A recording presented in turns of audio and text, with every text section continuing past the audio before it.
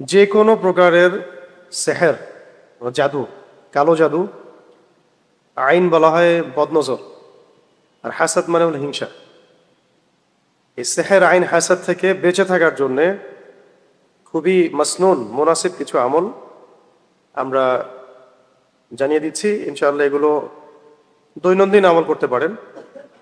কেউ চাইলে সকাল সন্ধ্যায়ও আমল করতে পারেন। আবার কেউ চাইলে এগুলো আয়াতগুলো পড়ে পানিতে দম করে খেতেও পারেন, ওই পানিতে গোসলও করতে পারেন।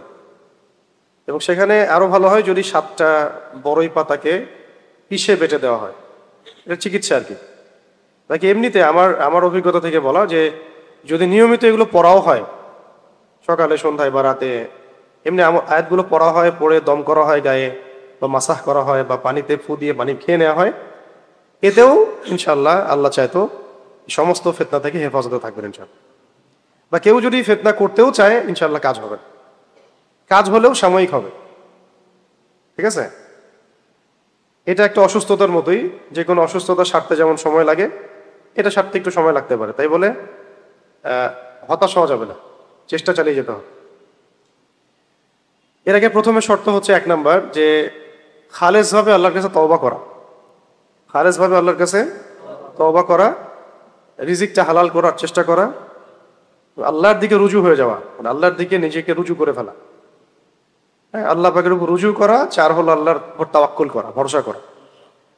5 নাম্বার হচ্ছে আমাদের সমাজে যে কবিরাজ, তারপরে যে তান্ত্রিক এগুলো থাকে, এদের শরণাপন্ন ভুলেও না হওয়া। ওখানে গেলেই আপনি মুসিবতে পড়বেন, আরো সমস্যা করবেন, এবং কুফরিও হয়ে যেতে পারে, ওখানে শিরক হয়ে যেতে পারে। এগুলো করবেন না। আরেকটা জিনিস যেটা আমরা না চাইতেও করে ফেলি, বা চেষ্টা করার পরেও হয়তো আমরা দূরে থাকতে পারি না, সেটা হলো অনলাইন ফিতনা। এইটা থেকে 100% পরহেজ থাকার চেষ্টা করা উচিত। আমিও নিজেকেও বলছি, আপনাদেরকেও বলছি। এটাই মনে হয় সবচেয়ে বড় সমস্যা। এমনিতে একটা মানুষের চোখ লাগা, বদনজর লাগা, সেহের করা একক ব্যাপার। এটা হচ্ছে একটা পুরো মানে শয়তানের একটা দল আপনার পিছনে লেগে যাবে। ঠিক আছে, আর ইবলিস শয়তান এবং তার দল দুর্বল, এটা মনে রাখবেন। ইবলিস শয়তান এবং তার দল দুর্বল, মানুষ শয়তান এবং তার দলবল শক্তিশালী। মানুষ যখন শয়তানের রূপ ধারণ করে, তখন এই মানুষ শয়তান ইবলিসের চাইতে বেশি শক্তিশালী। আর এই মানুষ শয়তানদের চাইতে শক্তিশালী হলো দূষিত নফস।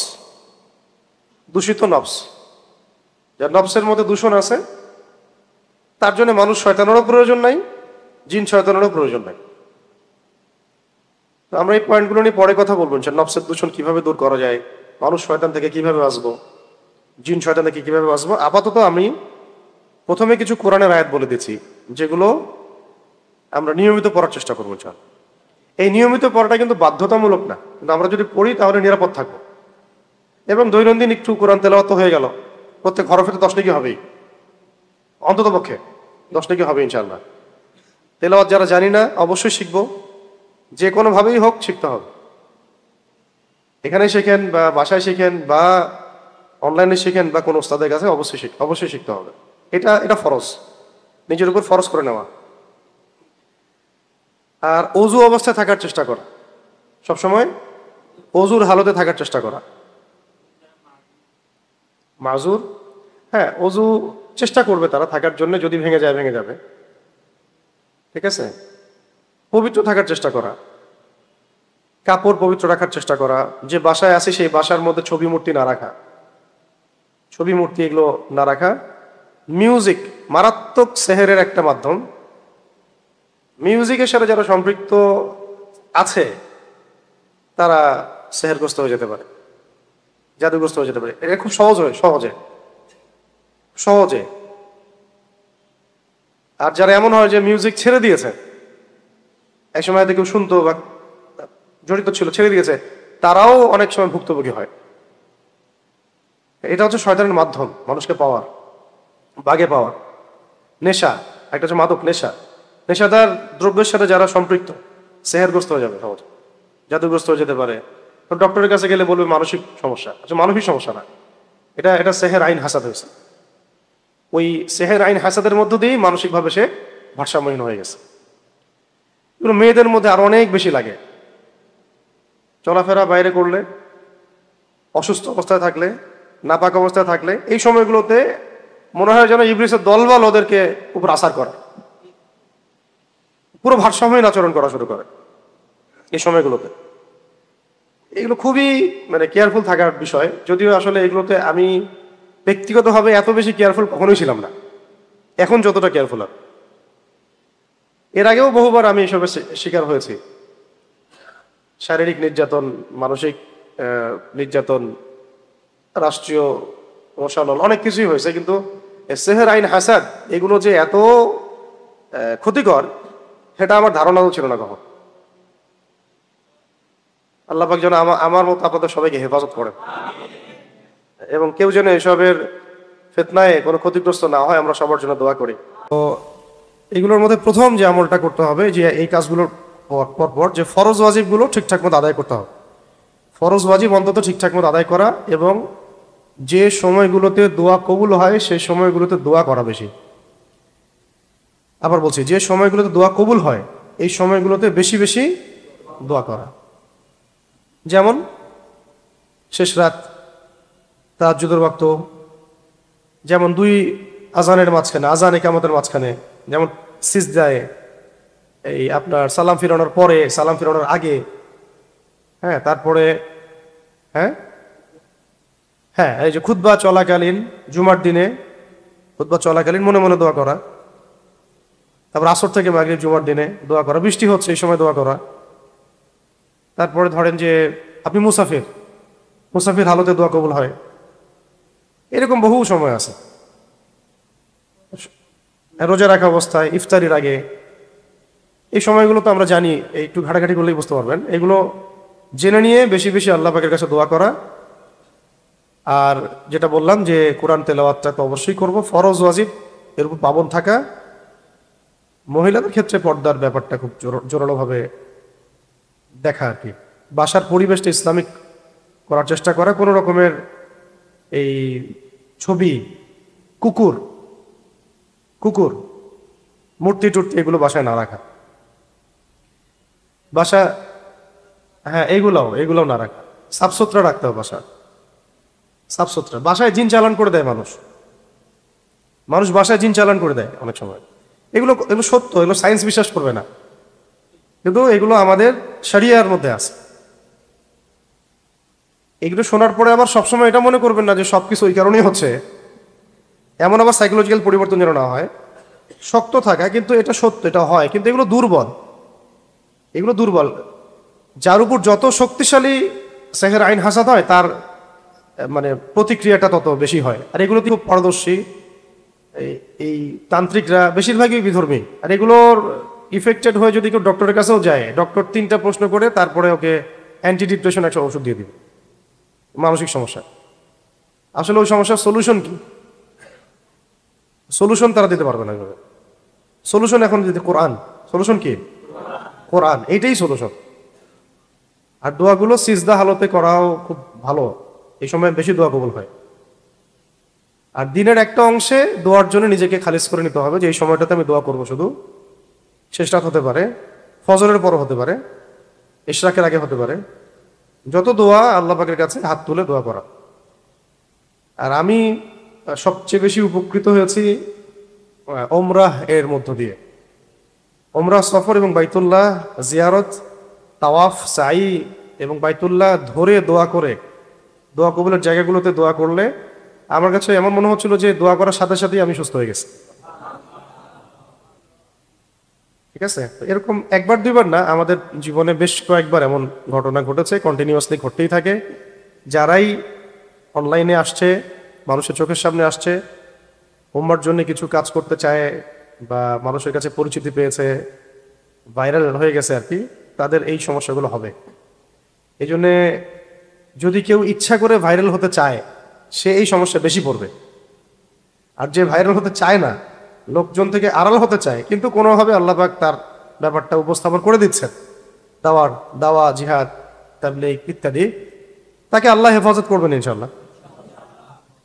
ঠিক আছে, তো এই হেফাজত থাকার জন্য আল্লাহ রাব্বুল আলামিনের সাথে কানেকশনটা বেশি জরুরি। আর আল্লাহ পাকের কানেকশনের জন্য সবচেয়ে বড় মাধ্যম হচ্ছে নামাজ, তিলাওয়াত, দোয়া, জিকির। নামাজ, তিলাওয়াত, দোয়া এবং জিকির, ইস্তিগফার। তো প্রথমে আমি কিছু জিকিরই বলি। এক নম্বর হল লা হাওলা ওয়ালা কুওয়াতা ইল্লা বিল্লাহ। লা হাওলা ওয়ালা কুওয়াতা ইল্লা বিল্লাহ, এটা দৈনিক যতবার ইচ্ছা পড়েন, কোনো সংখ্যা নির্দিষ্ট নাই, যতবার ইচ্ছা পড়তে পারেন। 2 নম্বর হচ্ছে হাসবি আল্লাহ ওয়া নি'মাল ওয়াকিল। হাসবি আল্লাহ ওয়া নি'মাল ওয়াকিল, এর সাথে এটাও হতে পারে নি'মাল মাওলা ওয়া নি'মান নাসির। এরপরে আস্তাগফিরুল্লাহ ওয়া আতুবু ইলাইহি। আস্তাগফিরুল্লাহ ওয়া আতুবু ইলাইহি, এটাও পড়তে পারেন। আরেকটা হচ্ছে লা ইলাহা ইল্লা আনতা সুবহানাকা ইন্নী কুনতু মিনাজ জালিমিন। লা ইলাহা ইল্লা আনতা সুবহানাকা ইন্নী কুনতু মিনাজ জালিমিন, এটাও খুব গুরুত্বপূর্ণ। আরেকটা হলো 5 নাম্বার আল্লাহুম্মা সাল্লি আলা মুহাম্মাদ ওয়া সাল্লিম। আল্লাহুম্মা সাল্লি আলা মুহাম্মাদ ওয়া সাল্লিম, অথবা আল্লাহুম্মা সাল্লি ওয়া সাল্লিম আলা নবিয়িনা মুহাম্মাদ, অথবা চাইলে আপনি পুরো দরুদ শরীফও পড়তে পারেন। দরুদের আমলও খুব বাড়ায় দেওয়া। মাওলানা আব্দুল মালিক সাহেব একটা কথা বলতেন বা বলেছিলেন একদিন, হয়তো অন্যদেরকেও বলেছেন, যে কোনো জটিল সমস্যা, জটিল কোনো হাজত, জটিল কোনো মাকসাদ, যেটা মনে হচ্ছে আপাত দৃষ্টিতে অসম্ভব, খুব কঠিন, অসম্ভব, এটার জন্য একটা আমল আছে। তো এই আমলটা খুব কম মানুষই করতে পারে, আমিও করতে পারি নাই জীবনেও। তো আমলটা জেনেছি, জানাই দিলাম আপনাদেরকে, যদি আপনারা পারেন তো করবেন। যে কোনো হাজত, হালাল বৈধ যে কোনো হাজত, মাকসাদ বা যে কোনো সমস্যা থেকে নিষ্কৃতি, কঠিন সিচুয়েশন থেকে বের হওয়া, এইগুলোর জন্য একটা আমল বলা হয়েছিল আমাকে একদিন। সেটা হলো 1000 রাকাত নামাজ পড়। কত রাকাত? 4 করে হোক, 2 করে হোক, 1000 রাকাত নামাজের নিয়াত করে পড়তে থাকে। আমি বলছি 1000 রাকাত, 1000 রাকাত পড়তে হবে না। হয়তো কারো 50 রাকাতেই হাজত পূরণ হয়ে গেছে, কারো 100 রাকাতে হয়ে গেছে। আর যদি শয়তানি কোনো বিষয় হয়, শয়তান নিজেই বলবে বাবা নামাজ পড়িস না, তাও এটা নিয়ে নে। হ্যাঁ, কারণ শয়তান তো চাচ্ছে না যে সে আল্লাহর নৈকট্য পাক। এটা হচ্ছে ওই আয়াতের একটা ব্যাখ্যায় আসে, ওয়াস্তাঈনু বিস-সাবরি ওয়াস-সালাহ, তোমরা ধৈর্য এবং নামাজের মধ্য দিয়ে আল্লাহর সাহায্য চাও। 1000 না পারি, আমরা কিছু তো নিয়াত করতে পারি, 100 রাকাত পড়বো। হ্যাঁ, গ্যাপ দিয়ে দিয়ে হতে পারে। আমার সময় এমন হয় যে ঠিক আছে আমরা 50 জন মিলে 1000 রাকাত পড়ি, আসেন, এমনও হয় অনেক সময়, হতে পারে। তো এই আমলগুলো আছে, আরো বেশ কিছু আমল আছে। এগুলোর তো জিকিরগুলো বললাম। এখন লিখেন যে আমাদের কোরআনের আয়াত এবং সূরাগুলা কোনগুলা। 1 নম্বর হচ্ছে সূরা ফাতিহা। 1 নম্বর, এটা 1 বার পড়তে পারেন, 3 বার পড়তে পারেন, 7 বার পড়তে পারেন, যতবার ইচ্ছা। সূরা ফাতিহা খুবই উত্তম একটা শিফা, আরোগ্য। 2 নম্বর হল সূরাতুল বাকারা এর শেষের 3 আয়াত। সূরা বাকারার শেষের 3 আয়াত। এরপরে আছে সূরা বাকারার আয়াত নাম্বার 254, 55, 56। 254, 255, 256, মানে আয়াতুল কুরসির আগের আয়াত, পরের আয়াত এবং মাঝখানে আয়াতুল কুরসি। এরপরে আছে সূরা আলে ইমরান এর শেষের 10 আয়াত। সূরা আলে ইমরান শেষের 10 আয়াত। এমনিতে সূরা বাকারার শেষের 3 আয়াত রাতের বেলা পড়া গুরুত্বপূর্ণ আমল, সারা রাতের ইবাদতের জন্য যথেষ্ট হয়। আর সূরা আলে ইমরানের শেষ 10 আয়াতও নবী সাল্লাল্লাহু আলাইহি ওয়াসাল্লাম রাতের বেলা পড়তেন। লিল্লাহি মুলকুস সামাওয়াতি ওয়াল আরদ, এখান থেকে একবারে ইয়া আইয়ুহাল্লাযীনা আমানু ইসবিরু ওয়া সাবিরু ওয়া রাবিতু ওয়াত্তাকুল্লাহা লাআল্লাকুম তুফলিহুন, এটা। এরপরে আছে সূরা, এটা খুব স্ট্রং, খুবই কার্যকর, সেটা হলো সূরাতুল কাহফ এর প্রথম 10 আয়াত। সূরা কাহফের প্রথম 10 আয়াত, 4 নম্বর সূরা কাহফের শেষের 10 আয়াত। সূরা কাহফের শেষের 10 আয়াত। এরপরে আছে সূরাতুল ইয়াসিন। সূরাতুল ইয়াসিন এটা এত গুরুত্বপূর্ণ একটা আমল যে আল্লাহ পাকের বড় বড় বুজুর্গরা কখনো এই আমলটা ছাড়তেন না। প্রত্যেক দিন তারা ফজরের নামাজের পরে সূরা ইয়াসিন পড়তেন। এটা সকালবেলা আমল করার জন্য খুব মুনাসিব। রাতে আমল করার একটা হাদিস আছে, যদিও জয়ীফ, আমল করা যায়। আমলের বিষয়গুলোতে জয়ীফ হাদিস আমলযোগ্য, বুঝতে পারছি কি? এগুলো আমলের ব্যাপার, এগুলো আমলই বিষয়, সেখানে এগুলো দুর্বল বর্ণনা, কিন্তু এমনি মুনাসিব খুব। তো এটা হচ্ছে কোরআনের হৃদয়, ঠিক আছে, এবং এটা এটা হাজত পূরণ হয়ে যাবে ইনশাআল্লাহ সূরা ইয়াসিন। হ্যাঁ, না আমি আপনাদেরকে বলবো যে পুরো কোরআন আগে তেলাওয়াত শিখে নেবেন, তারপরে আপাতত শুনতে পারেন, আপাতত তেলাওয়াত শুনতে পারেন, কিন্তু কোরআন তেলাওয়াত শিখতে হবে। এবং এটা বাংলা দেখে দেখে পড়া যাবে না। এভাবে ইয়া সিন ওয়াল কোরআন কিভাবে পড়বেন বাংলা দিয়ে? কোরআন বলে ফেলবেন, উচ্চারণ তো হইল না। আলিফ লাম মিম এটাকে কিভাবে বাংলা দিয়ে লিখবেন যে যালিকাল কিতাবু লা রাইবা ফিহি? এটা তো হইল না উচ্চারণ। হবে উচ্চারণ? আরবি আরবি শিখতে হবে। আরবি শেখাটাকে, মানে আরবি শেখা কয়েকটা স্টেজ আছে। একটা তো আপনি আরবি সাহিত্যে পারদর্শী হয়ে যাচ্ছেন, আরবি ভাষায় পারদর্শী হয়ে যাচ্ছেন। একটা হলো কোরআনের ব্যাকরণ শিখছেন, কোরআনের তিলাওয়াত শিখছেন। অন্তত কোরআনের এই তিলাওয়াত শেখা এবং কোরআনের কিছু ব্যাকরণ শেখাটা নিজের উপর ফরজ করে নেন। এই যে বাংলাদেশে আমরা অনেক বড় বড় শব্দের দাওয়াত দিয়েছি এই পর্যন্ত, খেলাফা, শরিয়া, ইমারা, ইসলামী আইন শাসন, এটা ওইটা। তো সত্যি কথা বলতে এখন এই 10 বছর পরে এসে আমি বুঝতে পারতেছি যে এগুলো অনেক দূরের কথা, এগুলো অনেক দূরের পথ বাংলাদেশের জন্য। ইল্লা মাশাআল্লাহ, আল্লাহ চাইলে হইতে পারে। বাংলাদেশের জন্য এটা অনেক দূর কি বাত মনে হচ্ছে। এখনো আমাদের তেলাওয়াতই সহি হচ্ছে না বহু মানুষের, কোটি কোটি মানুষের। নামাজই হচ্ছে না কোটি কোটি মানুষের, পড়তেইছে না। যাকাত নাই সমাজে, হ্যাঁ, আদব নাই। আদব যেটা থাকে, ইসলামে একটা আদব, আখলাক। আমি তো দেখলাম যে সমাজে, যে সমাজে ম্যাক্সিমাম মানুষ তালাকেরই মাসালা জানে না, ওই সময় আমি খিলাফা কায়েম করতে যাচ্ছি। কি মুসিবত! যে সমাজে মানুষ একটা সিম্পল একটা মাসালা জানে না, অজু, গোসল, এই নামাজের আহকাম আরকান, এটা তো সিম্পল মাসালা। তো আমার এখন ভাইদের প্রতি নাসিহা যে বিয়ের আগে তালাকের মাসালা জানা দরকার। মানে বিয়ে করার আগে তালাকের মাসালাগুলো জেনে নিতে হবে, ঠিক আছে? কয়টা কয়টা বলছে? একটা সূরা ফাতিহা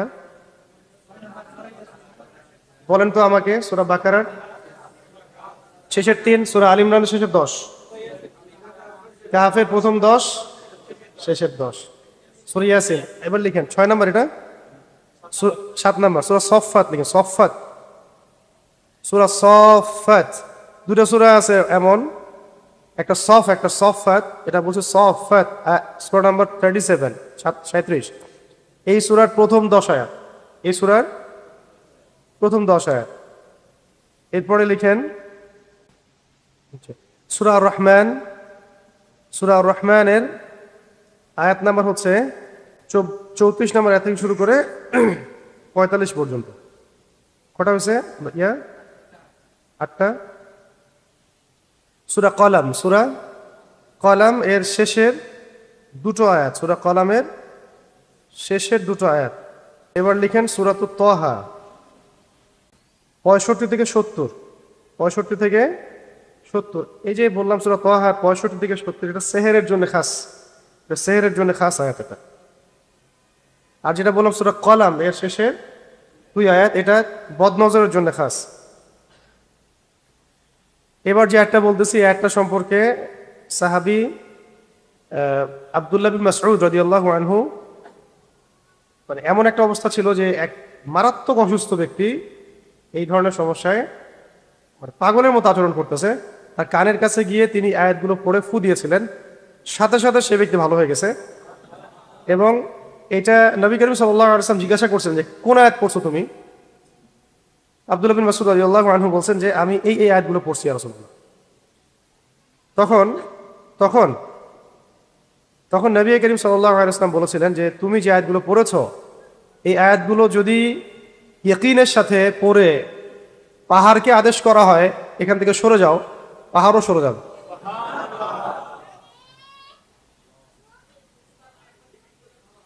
হ্যাঁ হ্যাঁ, বলছিলাম যে এক ব্যক্তি যিনি অসুস্থ ছিলেন তাকে আব্দুল্লাহ বিন মাসউদ রাদিয়াল্লাহু আনহু চিকিৎসা করছিলেন এবং এই আয়াতগুলো পড়ে তিনি ফু দিয়েছিলেন, সে সুস্থ হয়ে যায়। তখন নবী করিম সাল্লাল্লাহু আলাইহি ওয়াসাল্লাম বলেছিলেন যে তুমি কোন আয়াতগুলো পড়েছো? তখন তিনি যখন এই আয়াতগুলোর কথা বললেন, এটা সূরাতুল মুমিনুন, সূরা মুমিনুন, ক্বাদ আফলাহাল মুমিনুন এই সূরার মধ্যে আছে।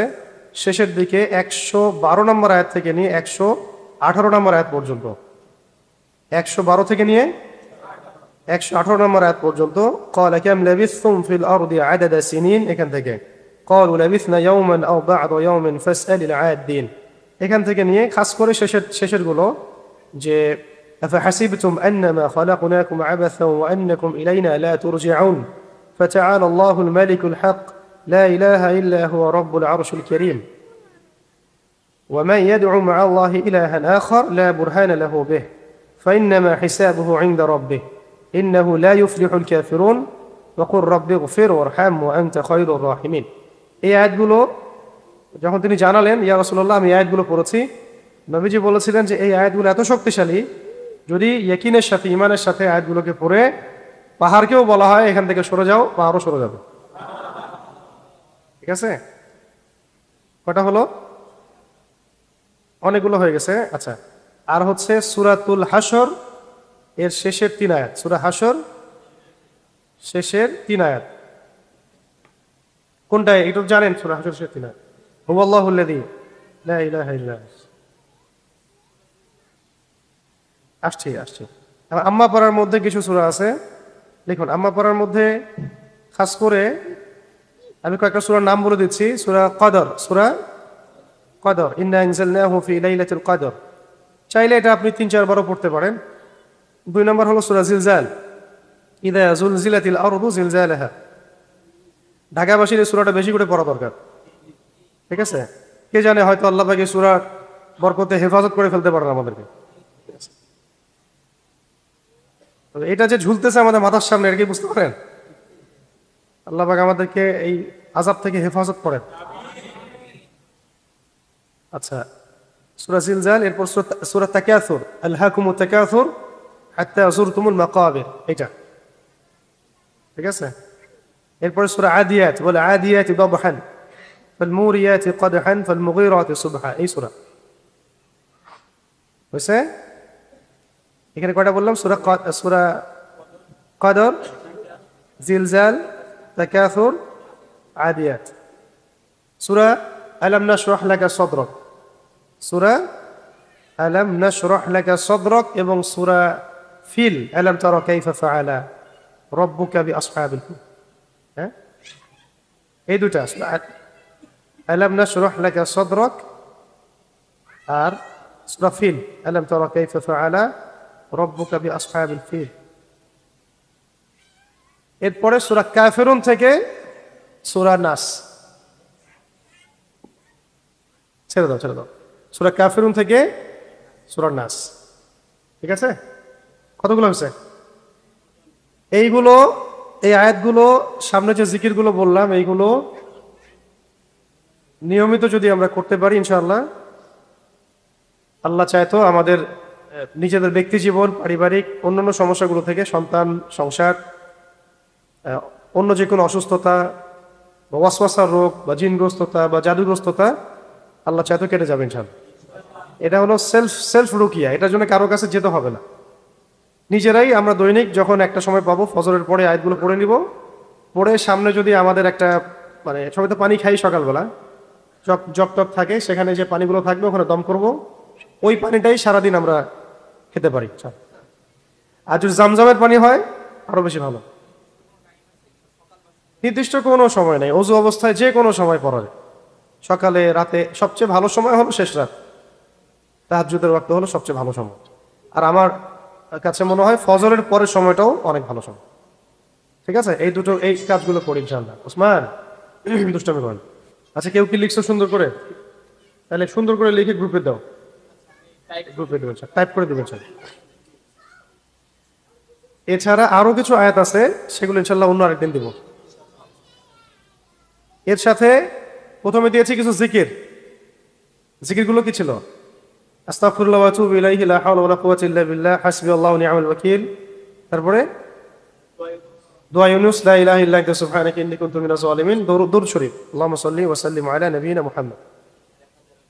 আর যদি পারি 1000 রাকাত নামাজ হয়ে যাবে ইনশাআল্লাহ। আর শেষে এগুলোর সাথে সকাল সন্ধ্যার কিছু দোয়া আছে, সকাল সন্ধ্যার কিছু দোয়া বা আজকার আছে। এগুলো আপনারা হিসনুল মুসলিম বই পাবেন, আরো হিসনে হাসিন এগুলো বইয়ের মধ্যে পাবেন। তার মধ্যে আমি কয়েকটা বলে দিচ্ছি, এখন কয়েকটা বলে দিচ্ছি। এগুলো যাদের মুখস্থ আছে তারা লিখে নেন, আর যাদের মুখস্থ নাই, রেকর্ড হচ্ছে তো পরে দিয়ে দিব ইনশাআল্লাহ অনলাইনে। আর যারা লিখতে পারেন লিখে ফেলেন আরবি দিয়ে। খুবই স্ট্রং একটা দোয়া, সকাল সন্ধ্যায় পড়তে হবে। এগুলো সকাল সন্ধ্যায়, বাদ ফজর, বাদ মাগরিব। একটা হলো আউযু বিল্লাহি মিনাশ শাইতানির রাজিম 10 বার, সকালে 10 বার, সন্ধ্যায় 10 বার। আউযু বিল্লাহি মিনাশ শাইতানির রাজিম, শুধু এইটাই, এতটুকু সহজ না? তারপরে হলো আপনার আউযু বিকালিমাতিল্লাহি তাম্মাতি মিন শাররি মা খালাক, আউযু বিকালিমাতিল্লাহি তাম্মাতি মিন শাররি মা খালাক। এটা 3 বার 3 বার, বা যখন যখন তখন পড়া যায়, এটা যখন তখনও পড়া যায়। আউযু বিকালিমাতিল্লাহি তাম্মাতি মিন শাররি মা খালাক। এরপরে হলো একটা দোয়া, অনেক বড়, আমি একদিন একটা জায়গায় বলে দিছিলাম, এটা মুখস্থ রাখতে পারবেন কিনা। আউযু বিকালিমাতিল্লাহি তাম্মাতিল্লাতি লা ইউজাউযুহুন্না বাররুন ওয়ালা ফাজির, এটা বড় দোয়া আছে। মিন শাররি মা ইয়ানজিলু মিনাস সামাই ওয়া মা ইয়া'রুজু ফিহা ওয়া মিন শাররি মা যারাআ ফিল আরদি ওয়া মা ইয়াখরুজু মিনহা ওয়া মিন শাররি ফিতানিল লাইলি ওয়ান নাহার ওয়া মিন শাররি তাওয়ারিকিল লাইল ইল্লা তাওয়ারিকা ইয়াতরুকু বিখাইরিন ইয়া রাহমান। বেশি বড় এটা, তবে এটাও হিসনুল মুসলিম সহ অন্যান্য জায়গায় আছে। ঠিক আছে, এটাও পড়তে পারেন। এই দোয়াটা একটা বড় ফজিলত আছে। একবার ইবলিস তার পুরো বাহিনী, ব্যাটালিয়ন নিয়ে আমাদের নবী সাল্লাল্লাহু আলাইহি ওয়াসাল্লামকে আক্রমণ করতে চাইছিল আর কি। তখন জিবরাইল আলাইহিস সালাম এসে আমাদের নবীজিকে বলেছিলেন যে আপনি এই দোয়াটা পড়েন। এই দোয়াটা পড়ার ফলশ্রুতিতে ইবলিস আর তার পুরো ব্যাটালিয়ন নবী সাল্লাল্লাহু আলাইহি ওয়াসাল্লামের কোনো ক্ষতি করতে পারে না। এছাড়া 4 নম্বর হলো বিসমিল্লাহিল্লাযী লা ইয়াদুররু মা ইসমিহি শাইউন ফিল আরদি ওয়ালা ফিস সামা ওয়া হুয়াস সামিউল আলিম। এই হলো 4টা। এর মধ্যে সহজ তো 3টা। একটা হলো আউযু বিল্লাহি মিনাশ শাইতানির রাজিম, এরপরে ওই যে বললাম আউযু বিকালিমাতিল্লাহি তাম্মাতি মিন শাররি মা খালাক, আরেকটা হলো বিসমিল্লাহিল্লাযী লা ইয়াদুররু মা ইসমিহি শাইউন ফিল আরদি ওয়ালা ফিস সামাই ওয়া হুয়াস সামিউল আলিম। মনে রাখতে পারবেন না, এই জন্য একদিনও সব দিতে চাচ্ছি না, আরো অনেক আছে, আরো দিব। এগুলাই আমল করেন, এগুলো আগে মুখস্থ করেন, পরের তালিমে আমাকে আবার মনে করাই দিয়েন ইনশাল্লাহ। আবার পড়া যাবে, পড়া যায়, এটা ভালো আমল, পারলে পড়বেন অবশ্যই, ফরজ না, নফল আমল। এগুলো প্রসঙ্গক্রমে বলে ফেললাম যে আমরা সেহের, আইন, হাসাদ বা যে কোনো রকমের অনাকাঙ্ক্ষিত যে ক্ষতিগুলো, এগুলো থেকে বাঁচার জন্য এই আমলগুলো করব। সকালে, সন্ধ্যায়, যদি পারি 2 বেলা, না পারলে অন্তত 1 বেলা, অথবা যখনই ইফেক্টেড মনে হবে তখনই করা যায়। এগুলো করা যায়, পরে দম করা যায়, অন্যকেও দম করা যায়, নিজেকেও করা যায়। তারপরে পানিতে দম করে সেই পানি খাওয়া যায়। আবার ওই 7টা বড়ই পাতা পিষে ওই গোসলের পানিতে দিয়ে এই আয়াতগুলো পরে দম করে গোসল করলে সাথে সাথেই ভালো হয়ে যাবে। এমনও মনে হবে যে সাথে সাথেই ভালো লাগতেছে।